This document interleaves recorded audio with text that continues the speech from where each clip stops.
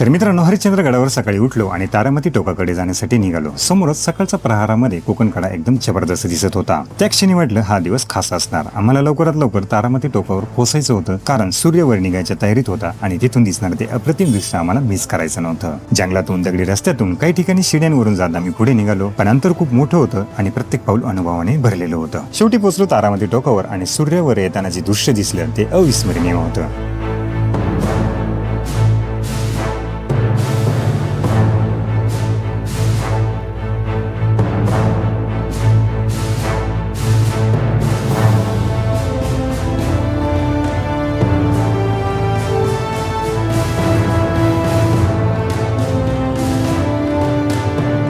आम्ही परत कोकण कड्याकडे गेलो नाही, कारण आम्ही तारामती टोकावरून शॉर्टकट मार्गाने थेट हरिश्चंद्रेश्वर मंदिराकडे उतरलो. मधल्या प्रवासात स्वच्छ, नितळ आणि थंडगार पाण्यात छान आंघोळी केल्या आणि तिथूनच परतीचा प्रवास सुरू केला. तर मित्रांनो, असा होता आपला हरिश्चंद्रगडाचा पार्ट 2 तारामती टोक. व्हिडिओ आवडला असेल तर नक्की लाईक करा, कमेंट करा, चॅनलला सबस्क्राईब करा आणि अशा आपल्या गड किल्ल्यांच्या सफरीसोबत कायम जोडून राहा.